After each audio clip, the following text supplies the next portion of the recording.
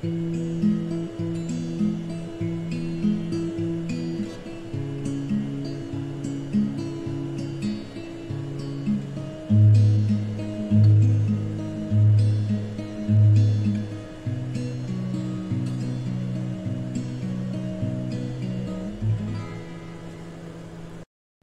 what's up, guys? Welcome to another installment of the Sleeping Bee podcast. Today I'm chilling in the parking lot right now, but today I'm going to be going over some plants in the Oregon mountains, plants of the Oregon mountains, particularly the Bar Canyon Trail. Okay, so the Bar Canyon Loop Trail. So I'll see you guys on the trail. 90 degrees outside right now. Nice day. Only one car here, so kind of too hot for people to be hiking, I guess, but not for us. Let's go. The jump. This is where Bar Canyon Loop and Soledad Canyon merge together, and right here, Bar Canyon, right here, Soledad Canyon, right there. But right from the jump, right when we get into the Bar Canyon Trail, we already see this catclaw acacia. Acacia Greggii is the former name. I believe it's Sagalia or Synalgia or some shit. That's the problem with taxonomy, is that shit's always changing names. It's not necessarily a problem, but it just makes things super confusing, especially when you're a professor trying to teach students one botanical classification for one thing, and then a couple years later, a couple months later, whatever, it turns into botanical classification. The entire classification changes, so that's kind of shitty. But I always go with the former name, so I always call this Acacia Greggii instead of the new genus that it's in. And of course, the reason that new things get developed is because, you know, there's new DNA tests that come out that show that one thing is more closely related to another thing than once previously thought and stuff like that. But the reason they call it catclaw acacia, as you can tell, is because if you've ever messed with cats, you can see that their claws are like this. Boom, very bent. Perfectly resembling a cat claw. And then, like we talked about before, these are going to have really, really tiny leaves to reduce the transpiration and evapotranspiration rates. And then I always love seeing bees. Oh, you can't see it, it's not landing. I always love seeing bees on the Sleeping Bee podcast. It makes it kind of, it makes the name make sense, even if the bees aren't sleeping, even if they're working or, you know, communicating and shit like that. It still makes it make sense, which is super cool. And then down the way, check it out. So there's two acacias generally growing around here.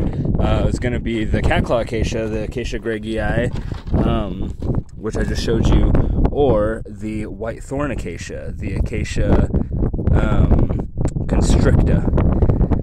Again, that's the former name. It's not acacia anymore. It's in a different genus now, and this one doesn't have any leaves. So you might mistake this as a honey mesquite, Prosopis glandulosa, or one of the other Prosopis species. Well, it's really only Prosopis glandulosa and Prosopis pubescens, the screwbean mesquite, but those are really riparian, so they're more going to be growing around the Rio Grande and stuff like that. You can actually see the little screwbean pods if you take a dip in the Rio Grande. And one of the things too, I think I mentioned this on the last podcast, was that there's a difference between spines, thorns, and prickles. I think I mentioned that on the last podcast. It might have been on the one that we tried to get when it was too windy. But these are thorns. Botanically speaking, these are thorns. These are modified stems, spines are modified leaves, and prickles are outward expansions of the epidermis. So prickles are going to be on something like rose bushes, and then you have spines on things like prickly pear cactus, and then, you know, you have thorns on things like ocotillos and honey mesquites, and then what I just showed you, the Acacia constricta, the white thorn acacia. Here's a Prosopis glandulosa here, and I'm in the sun, or in the, shading out a little bit, but if you just look at the thorns, they look kind of similar. This one has more of a dense, more like denser twigs thicker thorns, a thicker diameter of thorns, and then there's still 2 per node. There's still 2 per node, just like in the Acacia constricta, but the leaves are completely different. You know, you have this pinnate structure going on here. And the wind, man, the wind fucking sucks. It's calm until I want to record a goddamn podcast, and then all of a sudden it picks up. It's like, fuck, man. Nobody wants me to record these podcasts, I guess. Or according to Aiden, we make the wind mad by trying to record these podcasts for some reason. I don't fucking understand it, but it is what it is. So I've shown you the Ruth Microphylla, the little leaf sumac. This one is one of the other Ruths that grow around here. This is Ruth trilobata. The 3-leaf sumac. Tri meaning 3, lobata meaning, you know, 3-lobed, 3-leaf sumac, is very pubescent. So hairy is the word if you're not in the botanical sciences, but if you are, then pubescent is the word. But it's very pubescent stems, new growth. You can see the new growth here. Look at that. You can see the color differentiation. So that green just means that it's new growth. It's very smooth down here, very hairy up here, very pubescent. Again, conserving water. If you look at the leaves are also very pubescent. Again, conserving water. They're also pretty small. Again, conserving water. So, I mean, if you can catch the central theme around this shit. Oh, and look, check this out. Look at that. I just saw this guy. Or girl, I don't know. Did it leave? You can see it down there, kind of. Praying mantis, you see that?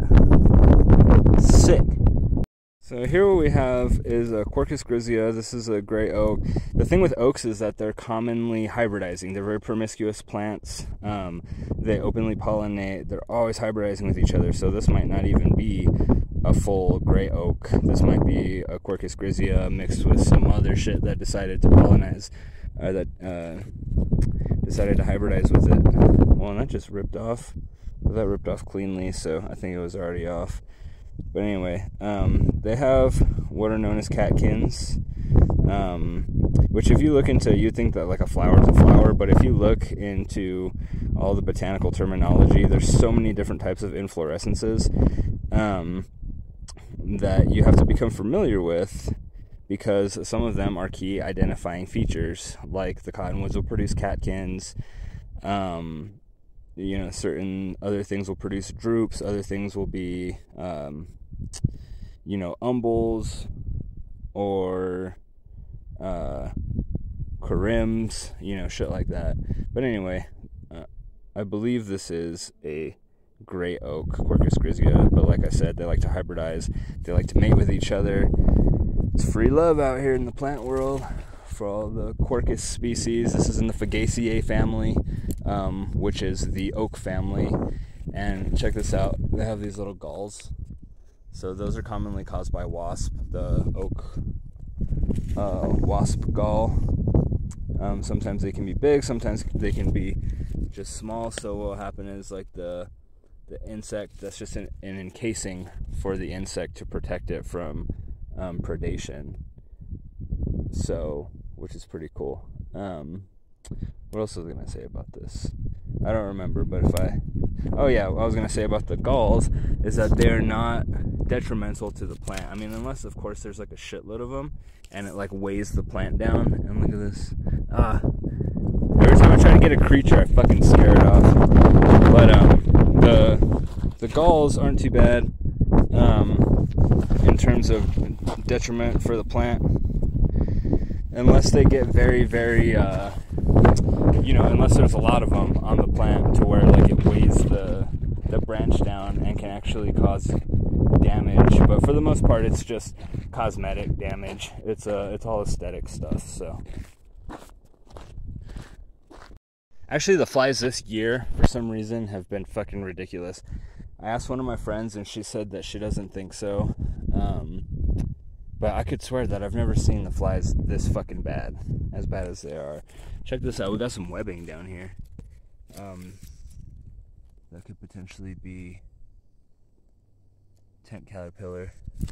But but I'm not really sure. I'm no entomologist, so I have very limited entomology work. I know some things, but definitely not as much as I do plants. But anyway, check this out. One we saw the other day, look, another insect on there. This is a Caulioptera. This is some type of beetle. You can tell from the sheath wing. That's what Caulioptera means. It literally means sheet wing. Ptera means wing. And then you have things that, prefixes that go before the ptera, P-T-E-R-A, that mean different things. Like Hymenoptera means joined wing, so that would be like the order of the bees. And then you have like the Caulioptera, which is the sheath wing, which is the order of the beetles. The Hemipteras, the order of the true bugs, and things like that. So I know a little bit of the classification behind things. But check this out. So we looked at one of these yesterday in the Memorial Day special. And one of the things that I forgot to mention, this is the Chelopsis linearis. You'll remember the flower. Big Noniaceae, trumpet flower, pollinated by lung-tongue bees. It's just got that flower shape, called a willow because of the willow-like leaves. But one of the things I forgot to mention yesterday is that these, they'll grow every time I record. Not only is there wind, but there's also cicadas. I love the cicadas. I don't like the wind. But anyway, this tree, this Chelopsis linearis, this desert willow, will grow in washes. So you're not going to find it like over here, really, or like way in the inner desert, because it does like to be in places where it can get an adequate amount of moisture. So you'll see it growing along the roadsides, because it can take moisture up from the roadsides. You'll see it growing in little washes like this, because it can take up the moisture from when it rains. If there's any rain that accumulates in here, it can take the moisture. These plants can take that moisture up. So just wanted to touch on that because I forgot to mention it yesterday when I was talking about this plant. Here's another one with no flowers on it. And then I had also mentioned the Apache Plume. So again, here's another Apache Plume. There's the quote-unquote plumes, the Catkins. And then this one doesn't look like it has any flowers either.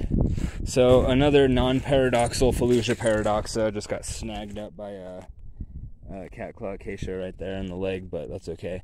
It's all the fun and games of being a botanist in the Southwest, is you always getting stabbed by shit, or you'll just come home with a thorn in your hand or a spine in your hand. So and check this out too. So Ruth Microphylla produces edible berries. I think I mentioned this on the failed podcast episode when I was looking at plants in the Doña Ana's, but check it out. Little tart little berries. I've eaten them before. They're not bad. I like them. See, very tart though, and they're pubescent, so they can they might not be super palatable for some people because of the texture. Some people have texture problems, and it's one of those things where it's like it's kind of hairy, so you might not necessarily enjoy it, but it tastes like warheads, kind of tart. So I enjoy them personally. Look, here's one with some flowers on it. Look at those flowers. Ruth Microphylla. These flowers are pretty cool. They're always got so many insects on them. Always have so many insects on them because people, the insects just love the flowers. And check this out. Cactaceae Family. Cylindropuntia imbricata. So the Cylindropuntias used to be in the Opuntia genus, which is what the prickly pear is, the Opuntia genus, but then they switched and got their own genus. You can see all the little ants on there, which is kind of cool. They got into their own genus called Cylindropuntia, which makes sense because they're cylindrical Opuntias, pretty much. So botanically speaking, again, these spines are botanically considered spines. They're modified leaves. Like you can see here, there's some leaf development. You see the leaves like here, underneath the spines? See that? So that's actually a leaf, and then that falls off and becomes a spine. I think I just kind of pissed off some ants. See, like, that's what I'm talking about. You can't be a botanist in the Southwest without stabbing yourself every once in a while. But it is what it is, you know. After a while, you get used to it. It's like if you're a smoker and you fucking are like burning your fingertips all the time. It's the same shit. You just kind of get used to it. You lose all the feeling. But anyway, again, these used to be in the Opuntia genus. Now they're in the Cylindropuntia genus, and they have photosynthetic stems. You can tell because they're green. These are technically pads, but they're also the pads of the Cylindropuntia genus, which is the cholla, the jumping tree cholla, or the jumping cholla for Cylindropuntia imbricata, which is this one, and the pads for here. Those are all botanically considered stems. Check this out here. This is what I used to call Dahlia formosa, or Dahlia formosa, which is feather pea bush, but I actually got corrected the other day, which is good. I like being corrected if I don't know things, because you should never be afraid to fail. You should always take what you're given, and as long as like no one's being a fucking prick about it, you know, it's okay to make mistakes, dude. Like, I'm a botanist, I have the credentials, I have my plant and environmental science degree, so by education I am a botanist, by profession I am a plant pathologist. But fuck, dude, I make mistakes too. Not everybody knows everything, so as long as you're not being a dick about it, it's cool. But like I said, I have to look into it myself to figure it out. I know for sure it's in the pea family because it's got the pea-shaped flowers. But generally, the Dahlia formosa will have like a pinkish flower, although it can have a purplish flower like this too. But then you have, again, a common theme that we find with the desert plants around here: very hairy, to prevent water loss, and then very small leaves also prevent water loss, like I've mentioned 100 million times in the past 4 episodes. But anyway, past 3 episodes, I guess this is episode number 4. But anyway, they call this a broom dahlia, and I call it Dahlia formosa, and they're not the same. The broom dahlia is not even in the Dahlia genus. The Dahlia formosa, the feather pea bush, is in the Dahlia genus. So again, I'm not gonna identify this to 100% knowledge because I'm not entirely sure. I have to figure this shit out on my own, but it's still a cool plant. You can still tell what family it's in based off of the shape of the flowers, and if it's in the pea family, there are a couple species that don't have the nitrogen-fixing bacteria associated with the root nodules.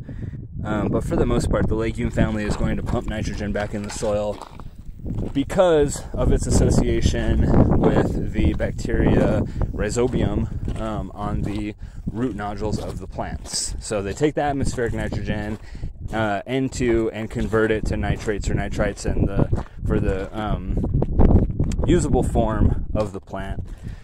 So it's a pretty cool little process. It's a really dope symbiosis, and actually the Fabaceae. So Fagaceae is the oak family.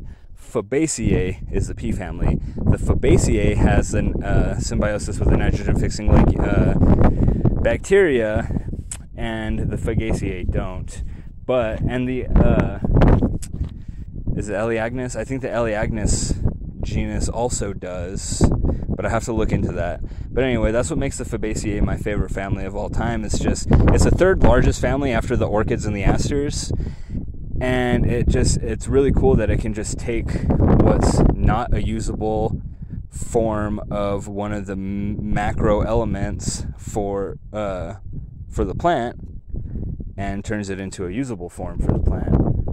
So it's really, really cool. I think there's a crop rotation. If you're a farmer or gardener, you should rotate your crops, and every other season or so you should throw legumes in there so it pumps nitrogen back into the soil. Another thing too is that they used to use sorry, I fucked up, my shit fell, the camera fell. But anyway, they they have this this little three-way setup called the Three Sisters that Native Americans used to use and probably still do to this day, where it's corn, squash, and beans. The beans are in the Fabaceae family, so they pump nitrogen back into the soil for the corn and the squash. The corn gives a place for the beanstalk to climb up, and then the squash, since it's a lateral growing, a horizontal growing, unless you have it on a trellis or something, will actually suppress the weeds and provide shade to the ground. So it's actually really cool. Speaking on like the symbiosis, it's really cool to have this interconnectedness between plants and bacteria and chemical elements and humans and fungus and all kinds of stuff. And I didn't really start realizing that until I started studying plants, 11 or so years ago. So when I first started college, and a little bit before that too, I knew a little tiny bit, not even enough to mention before I started college. But then, I got into college and everything kind of started solidifying. And then once I got all the general education classes out of the way, I started narrowing my scope a little bit, which was cool. And then when I went into my master's program, I narrowed it even more and learned a little bit more about water chemistry and, environmental ecology and phytoremediation and things like that, which I'll touch on probably in future episodes or when I get some guests on this motherfucker. The first guest is supposed to come through on Friday, so we'll see how that goes. That's going to be the second part of the podcast, is not just me rambling, but me and another person rambling. So that'll be fun. Oh, check this out. So I'm seeing this from afar, so it might not be what I think it is. But yep, it is what I think it is. Pinus edulis. This is the state tree of New Mexico. It's mixed in here. So these are two conifers next to each other. This is Alligator Juniper, Juniperus depiana, and the reason it's called an alligator juniper is because look at the formation of the bark. The little placements look just like alligator scales. So it's pretty cool. That's why they call it alligator juniper. The scientific name is Juniperus depiana. These are both conifers. They both produce cones. They're both gymnosperms, so they don't produce flowers. And then with the junipers, there's the scale-like leaves when they're more mature, and then they have needle-like leaves whenever the leaves are immature. So that's kind of cool. But this is the alligator juniper. Some of these are up to 750 years old from what I've read in the organs, which is fucking incredible. But this isn't necessarily the plant that I came over here to look at. This is not the state tree of New Mexico. Okay, so don't quote me on that. This one is though. Pinus edulis, state tree of New Mexico. Pinyon pine. So you ever wonder where all your pinyon nuts come from? They're like super fucking delicious. It comes from this tree. So this is a pinyon pine. So check this out. So if I can get in here. No, it didn't work. But anyway, two-leaf pinyon. You can see it's got the two needles per fascicle, even though I don't actually have the fascicle. The fascicle is like a little sheath that attaches to the end of the needles that kind of hold the needles in place.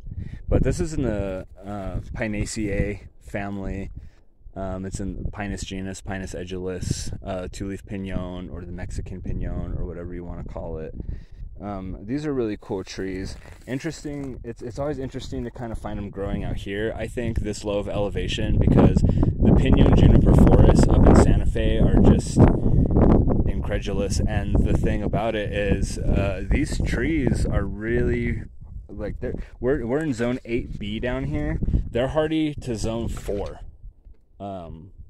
which is fucking crazy that they can grow in such a wide range of zones, because zone 4 is cold, zone 8B is hot. So it's interesting that they can grow in just a diverse such a diverse climate. or diverse range of climates. Oh, and check this out. I kind of stole this from a friend. I don't remember which friend it was that said that these resemble Cheetos, but whenever I taught a plant identification lab, I would reference these as Cheetos, and then sometimes the students would put a, I'll show you instead of showing my face, but the students would put, if they forgot the name of the plant, they would put a descriptive factor. And one of the descriptive factors they put was, looks like fucking Cheetos. And I would give them at least partial credit because they at least listened to what I said. They might not have retained the name of the plant, but they listened to what I said. And I feel like that's important, because if you're out in the field doing some field botany with somebody with a trained eye, and you're like, damn, I don't remember what this fucking plant is called, but I do remember that it does look like the flowers look like Cheetos, like puffy Cheetos. It's like, oh shit, okay. And then the trained botanist will be like, well, that's Daisylirion wheelerii, you know, or whatever. So this is the one I showed you on campus. It didn't have this, well, it had a stalk, but the flowers were already like dead. They're already spent flowers.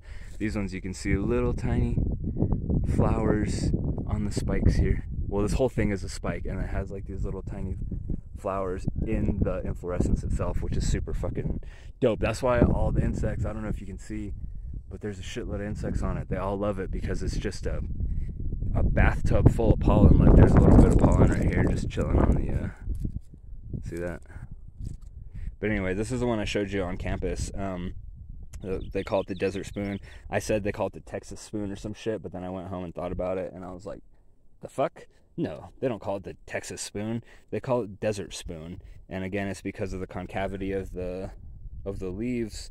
So the margins of the leaves kind of curl up, and then you can use it as a spoon. You know, which is kind of cool. So if you're ever out in the desert and you need a fucking spoon, then check out this Sotal, this Daisylirion wheelerii. Although they have like these little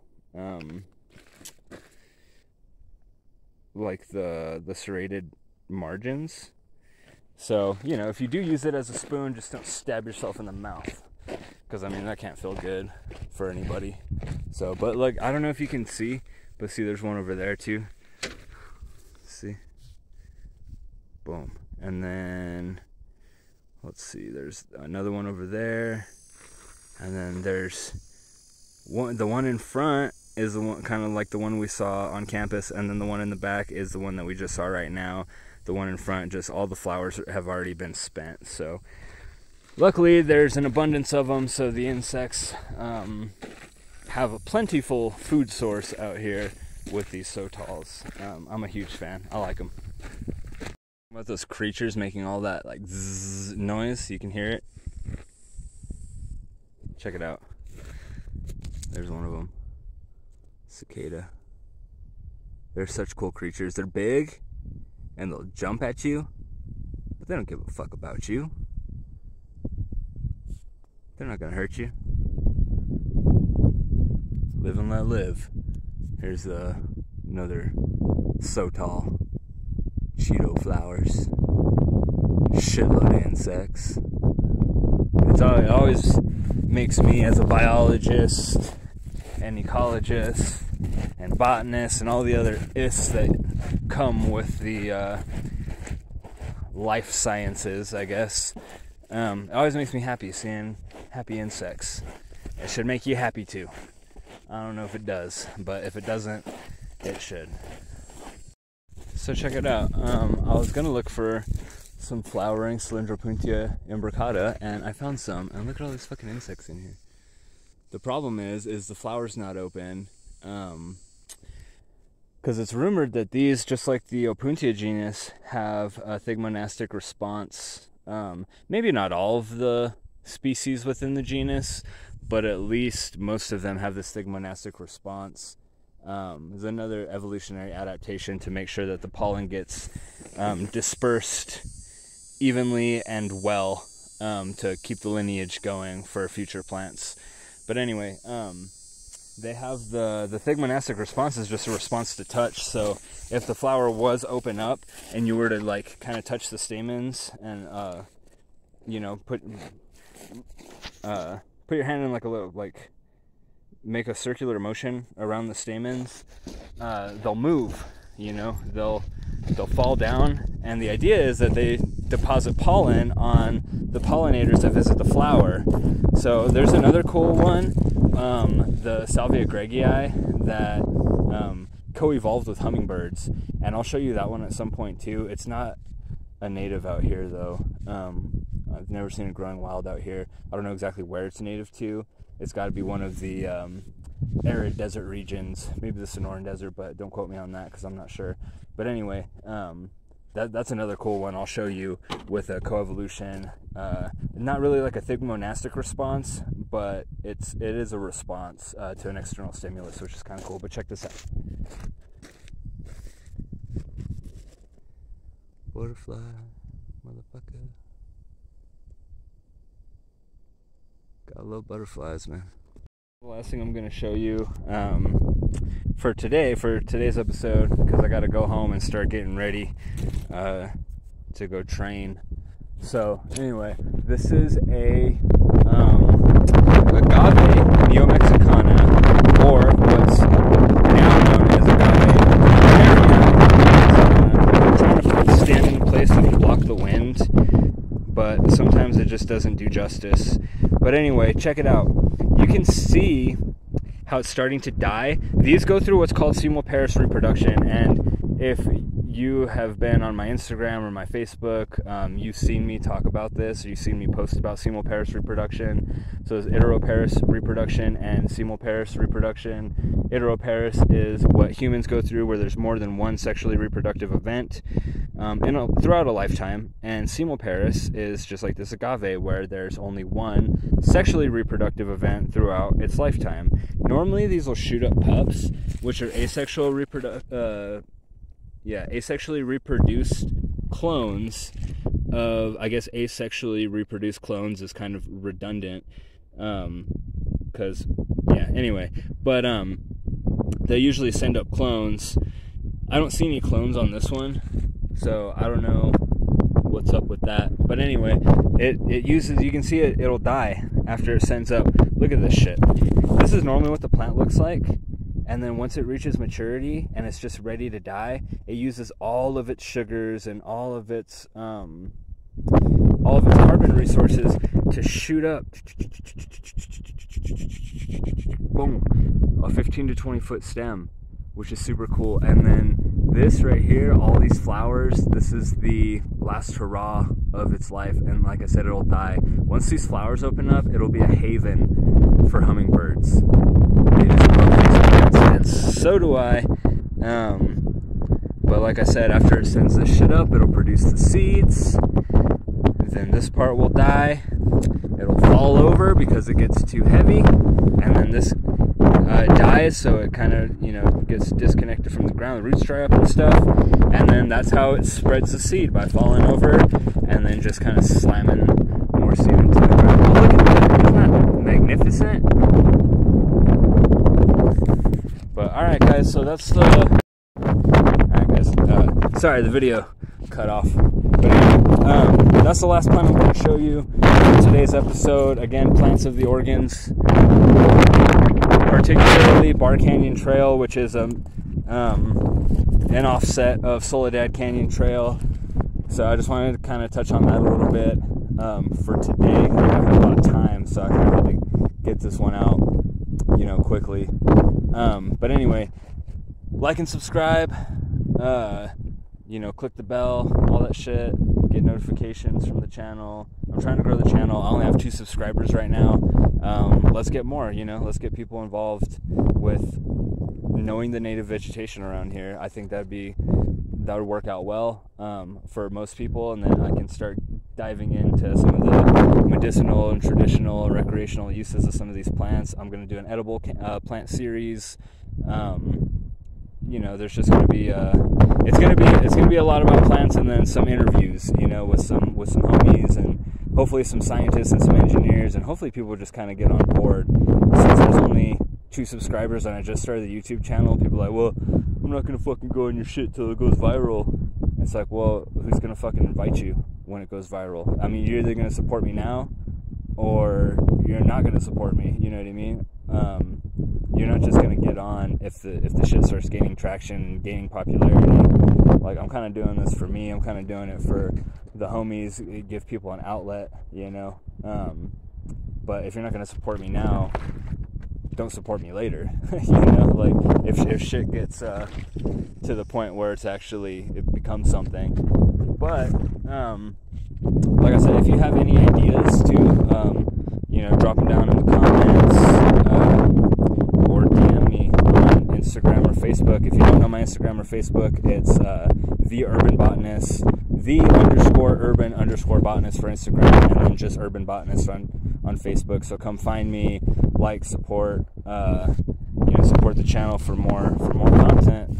And yeah, so I guess I'll catch you guys in the next episode. Peace.